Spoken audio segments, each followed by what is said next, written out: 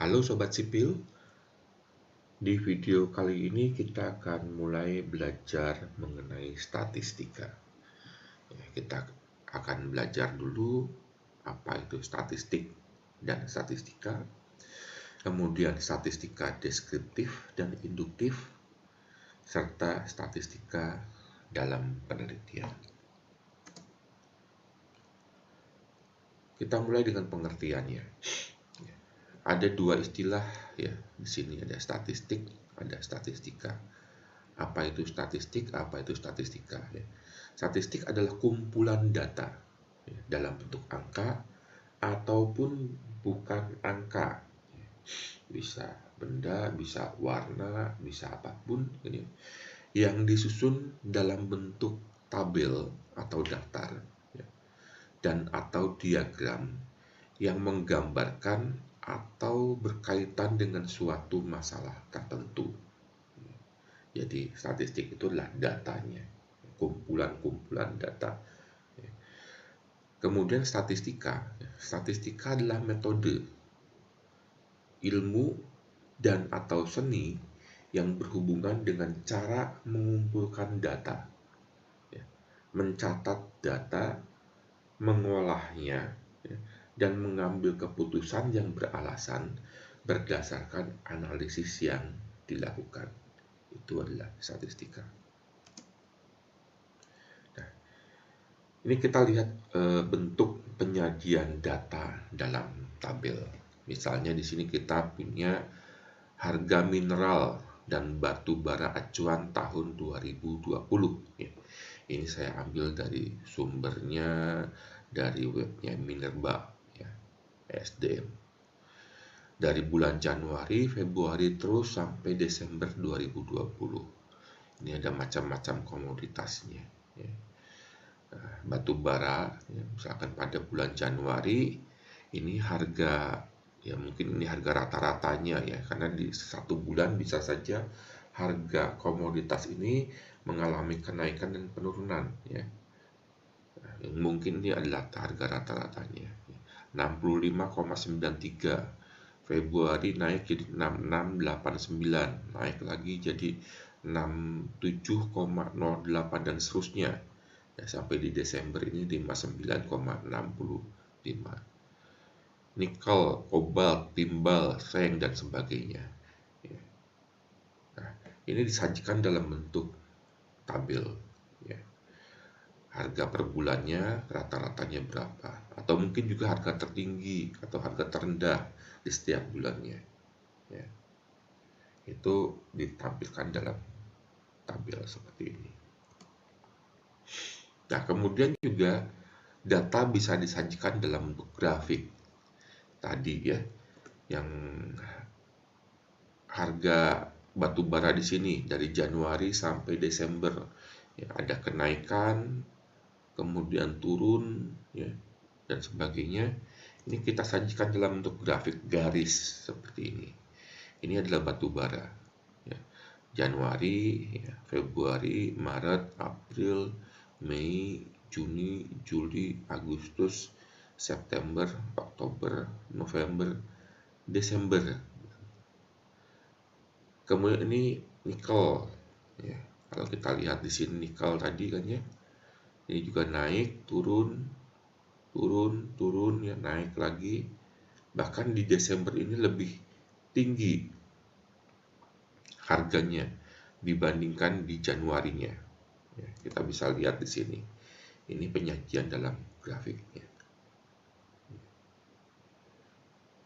Ini untuk mineral acuan yang lain ya, ini kobalt, ini timbal, dan bisa kita bentuk atau bisa kita gambarkan grafik-grafik untuk komoditas yang lainnya. Nah, tentunya menyajikan grafik juga tidak hanya dalam bentuk grafik garis seperti ini ya. Nah, ini yang lebih menarik ya. Indonesia Raja Batu Bara ya. Nah, ini adalah total persediaan dan permintaan batu bara termal. Di sini ada dua grafik sebetulnya ya. Ada yang berwarna coklat dan ada yang berwarna orange, ya, hampir berimpitan sebetulnya. Ya. Ini adalah persediaan angka-angkanya, ya, angka-angkanya. Yang oranye ini adalah total persediaan batu bara. Yang coklat ini adalah total permintaan batu bara. Hijau ini kalau surplus, ya. Surplus itu artinya persediaan ini, ya, yang oranye itu lebih tinggi daripada permintaan. Ya, jadi Indonesia memiliki persediaan yang lebih banyak dibandingkan permintaan, jadi surplus. Ya. Mungkin di sini 15,6, ini artinya 15,6% mungkin, ya. Nah, yang hijau di sini surplus. Tapi kalau misalnya nanti, ya, di data terakhir yang coklat ini, ya, permintaan itu lebih tinggi dibandingkan yang oranye, yang persediaan. Berarti ada defisit, ya, merah defisit. Ini tiap tahunnya, ya, dari 2014, 2015 terus sampai 2022, ini perkiraan, ya.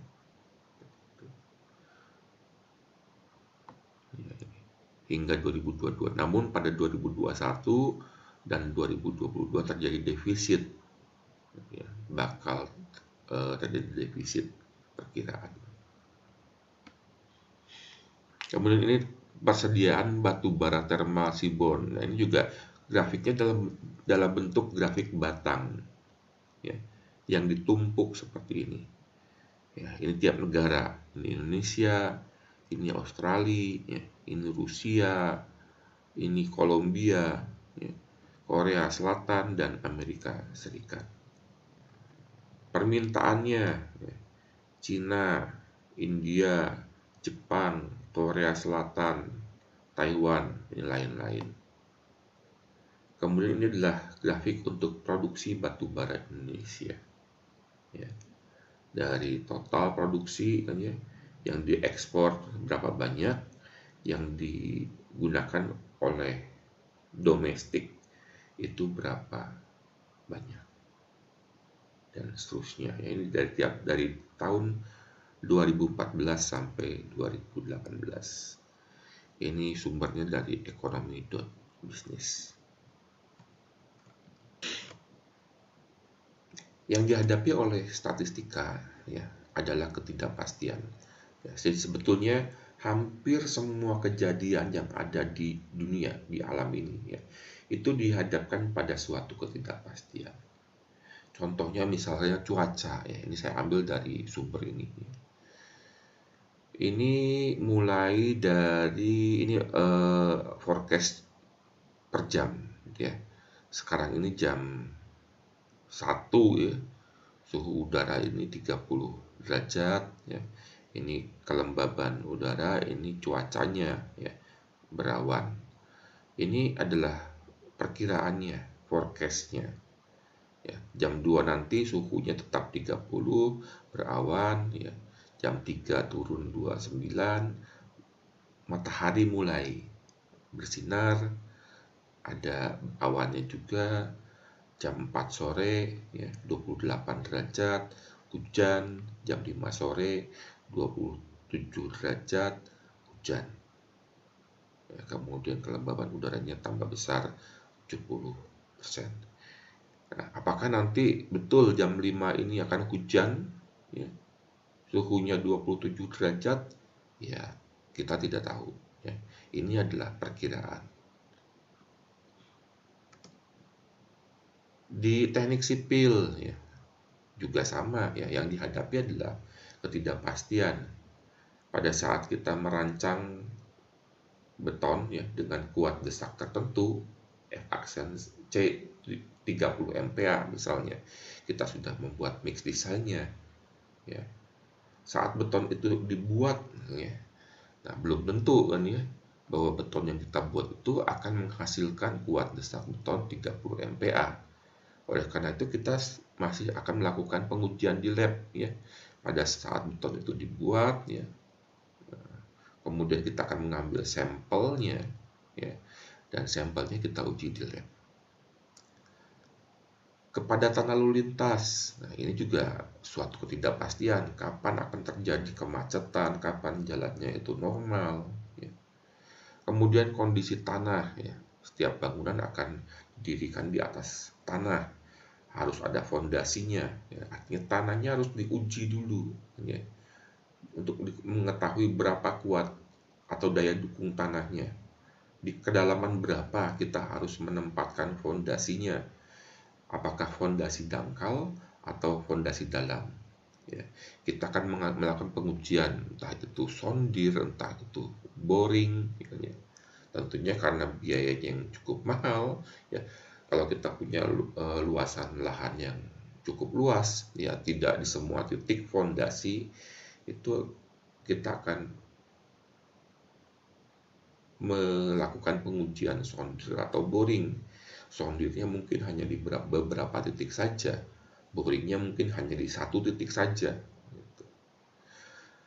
Kemudian pada saat kita membuat penjadwalan, ya, misalkan kita sudah merencanakan ya, proyek kita itu selesai dalam 20 minggu misalnya.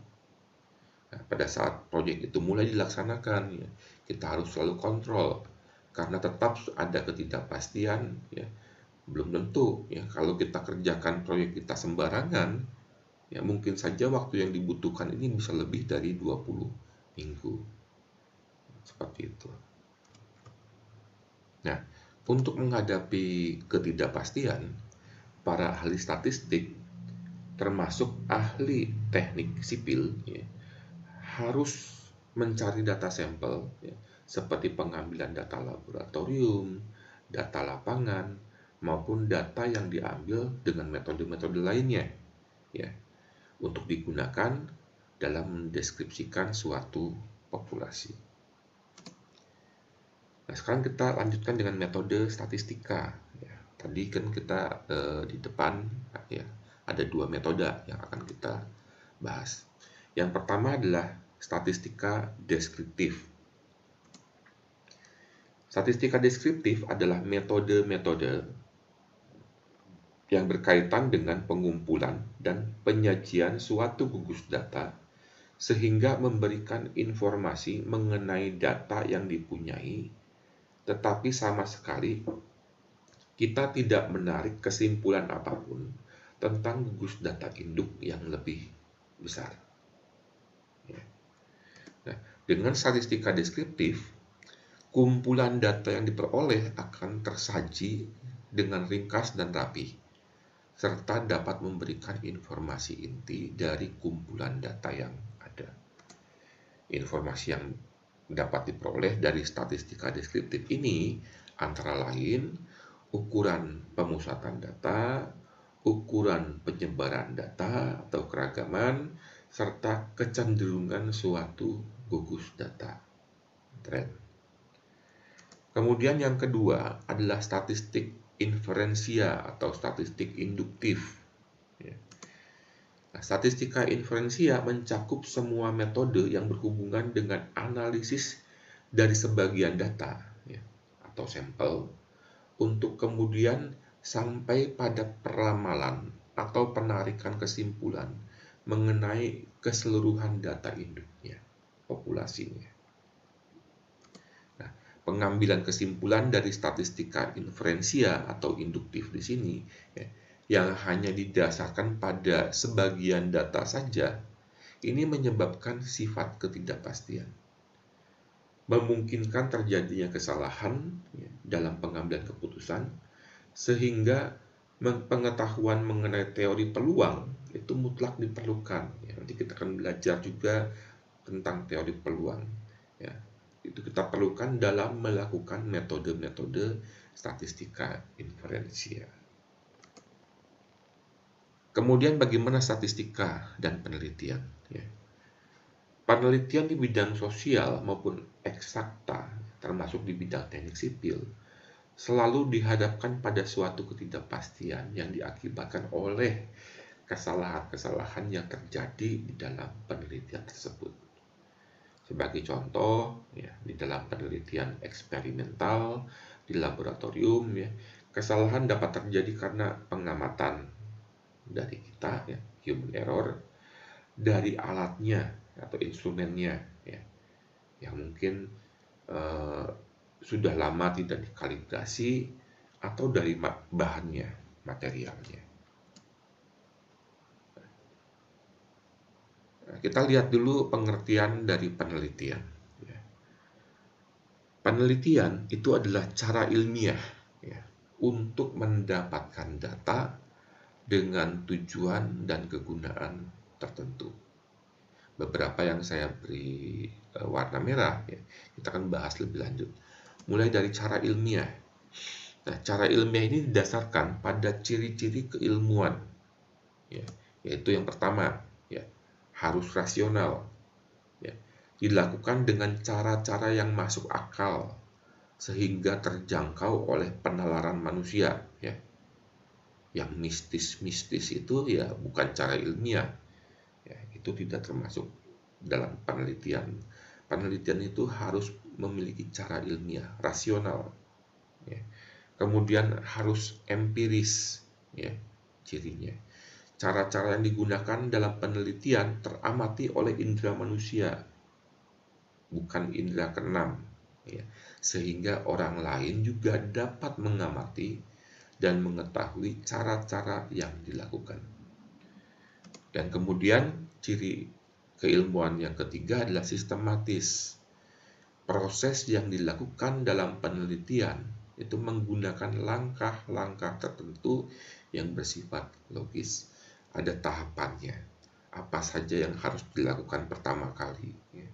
Selanjutnya harus bagaimana, ada sistematikanya. Kemudian data, ya, harus memiliki data. Data yang diperoleh ini mempunyai kriteria. Yang pertama harus valid, ya, menunjukkan derajat ketepatan, yaitu ketepatan antara data yang sesungguhnya terjadi pada objek dengan data yang dapat dikumpulkan oleh peneliti. Ya, jadi kalau misalnya kita ingin meneliti kontraktor, ya, responden kita harus kontraktor. Ya, kita jangan bertanya pada orang yang bekerja sebagai konsultan misalnya, atau sebagai pengawas. Ya, kita harus mendapatkan responden atau orang-orang yang memang bekerja di kontraktor. Reliable, ya, menunjukkan derajat konsistensi, yaitu konsistensi data dalam interval waktu tertentu, ya. Data kita itu punya konsistensi, ya. Kemudian objektif, ya, menunjukkan derajat persamaan persepsi antar orang, interpersonal agreement.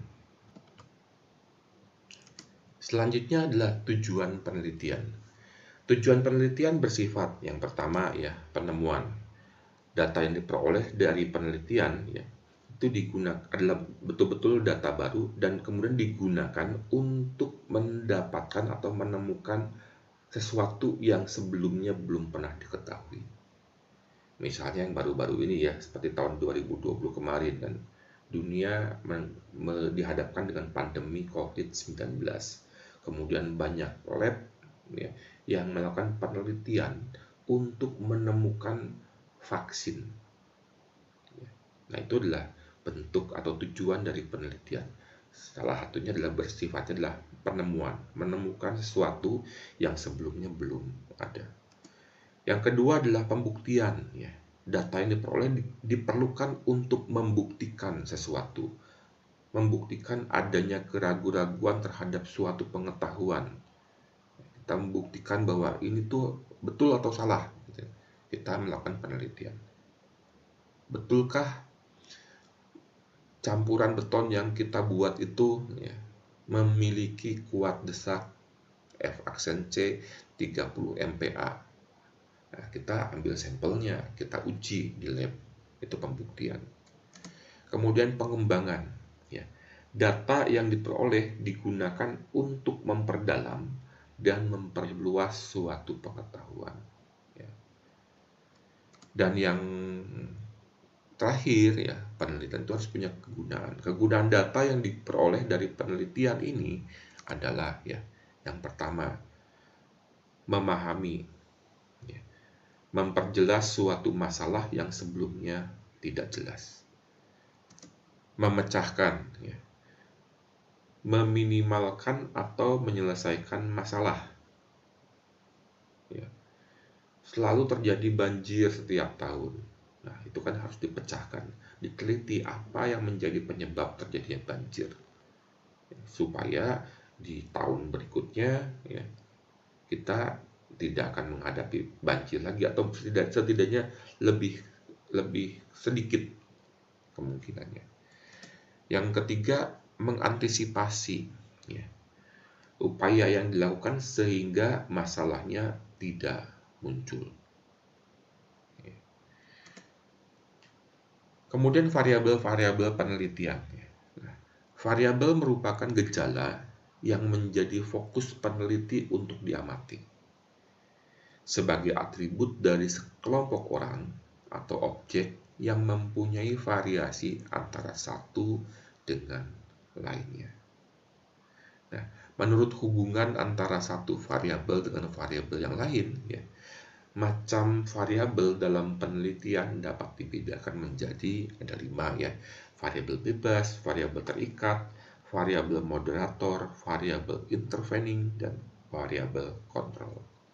Kita coba lihat satu persatu. Yang pertama adalah variabel bebas. Ini adalah variabel yang menjadi sebab timbulnya atau berubahnya variabel terikat. Jadi ada hubungannya dengan variabel terikat. Variabel terikat adalah variabel yang dipengaruhi atau menjadi akibat karena adanya variabel bebas. Misalnya kita mau melakukan uji desak beton. Nah, F aksen C yang didapatkan itu adalah variabel terikatnya. Ya. Akan dipengaruhi oleh variabel bebas. Variabel bebasnya apa saja? Misalnya umur sampelnya pada saat diuji. Ya. Nilai faktor air semennya itu menjadi variabel bebas. Ya. Peneliti boleh kapan saja melakukan pengujian desak. Peneliti boleh menentukan berapa nilai FAS-nya, faktor air semennya, FAS-nya.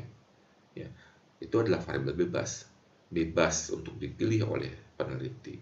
Tetapi hasilnya, ya, pada saat ditekan dengan gaya berapa, sampel itu pecah, ya, itu di luar kendali peneliti. Ya, itu menjadi variabel terikat. Kemudian ada variabel moderator. Ya. Ini adalah variabel yang mempengaruhi hubungan antara variabel bebas dan variabel terikat. Ya. Variabel moderator ini bisa memperkuat hubungan antara variabel bebas dan terikat, tapi juga bisa membuat lebih lemah hubungan. Ya. Kemudian variabel intervening, ya. Variabel yang secara teoritis mempengaruhi hubungan antara variabel bebas dan variabel terikat. Misalnya, ya, secara teoritis, misalnya mahasiswa yang tinggalnya dekat dengan kampus, ya, itu harusnya memiliki indeks prestasi yang lebih baik, misalnya gitu, karena lebih dekat ke kampus, lebih sering ke kampus, lingkungan akademisnya lebih dekat, ya, lebih sering ke perpustakaan dibandingkan mahasiswa yang tinggalnya mungkin jauh dari kampus. Secara teoritis, ya, tetapi kan harus dibuktikan dengan penelitian. Kemudian variabel kontrol, ya, adalah variabel yang dikendalikan atau dibuat konstan sehingga tidak akan mempengaruhi variabel utama yang diteliti. Ya. Jadi misalnya kalau kita mau melakukan pengujian terhadap misalkan kecepatan mengetik dari orang-orang yang mau kita uji, ya, berapa kemampuan mereka atau kecepatan mereka dalam mengetik. Nah, kita harus memberikan alat yang sama, ya, sama-sama komputer misalnya, ya, tidak yang satu menggunakan mesin tik jadul, yang satu menggunakan komputer baru. Itu adalah variable control, ya. Alatnya sama yang digunakan untuk menguji. Kemudian peranan statistika dalam penelitian. Ya, yang pertama, alat untuk menghitung besarnya anggota sampel yang diambil dari suatu populasi. Berapa jumlah sampel yang pantas diambil kalau populasinya jumlahnya sekian.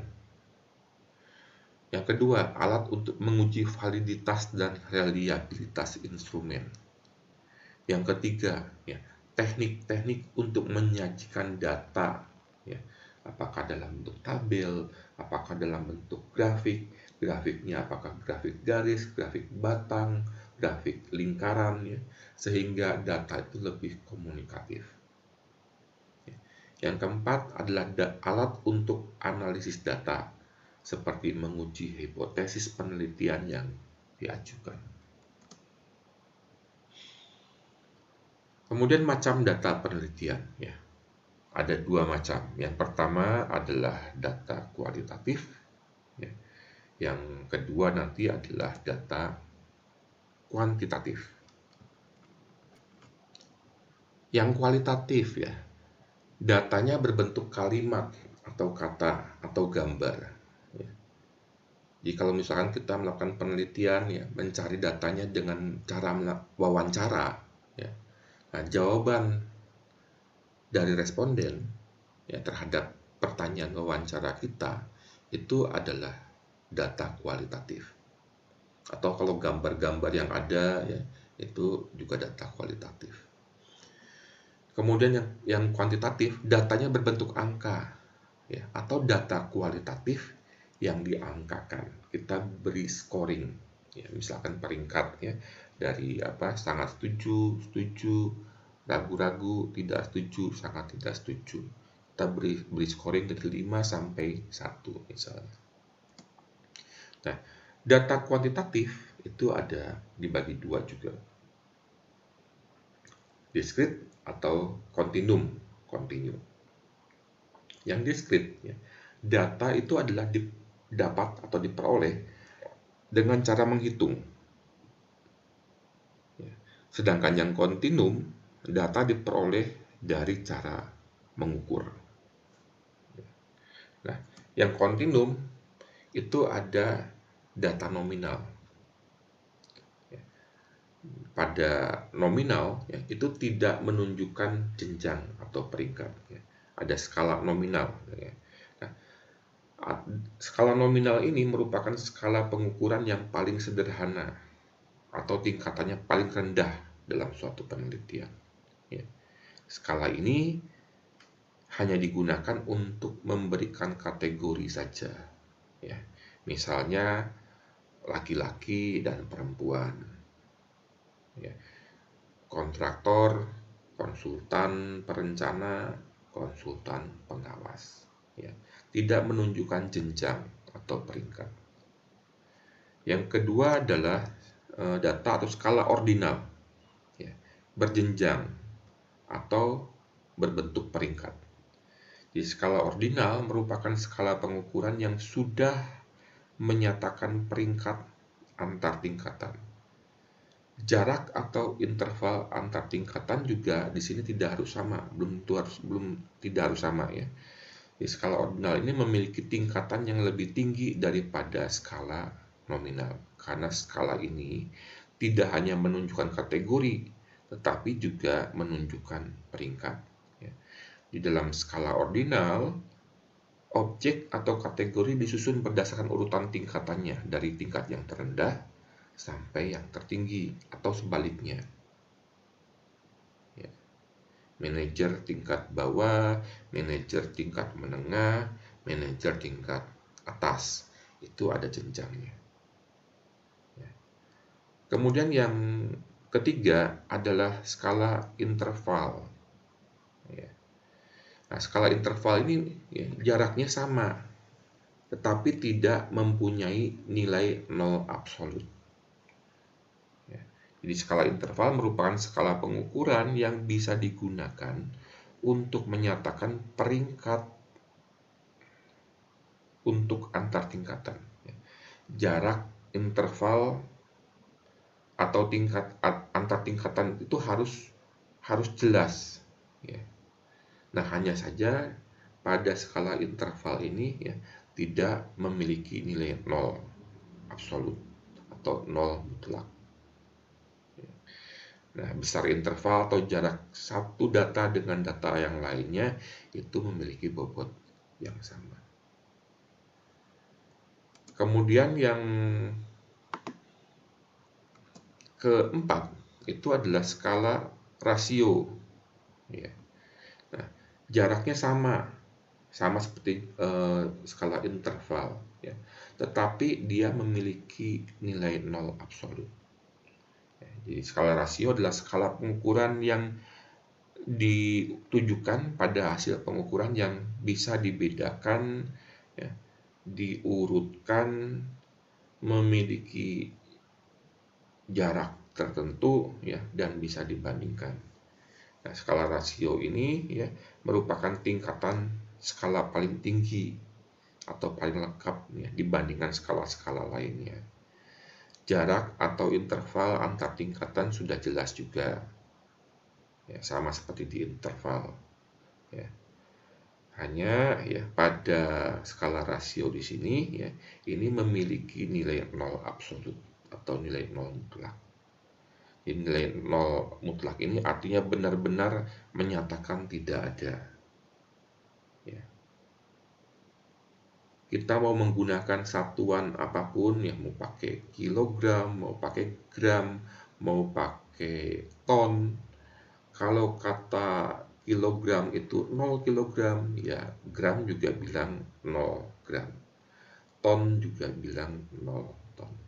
Berbeda misalnya dengan yang tidak mempunyai nilai nol absolut, misalnya suhu, Celsius bilang 0 derajat Celsius, Reaumur bilang 0 derajat Reaumur, tapi Fahrenheit bilang 32 derajat Fahrenheit. Jadi tidak memiliki nilai nol absolut. Nah, demikian Sobat Sipil video pertama kita untuk statistika. Semoga bermanfaat buat kita semua. Kalau ada pertanyaan silakan tulis di kolom komentar. Sampai jumpa di video-video berikutnya. Terima kasih. Salam Sobat Sipil.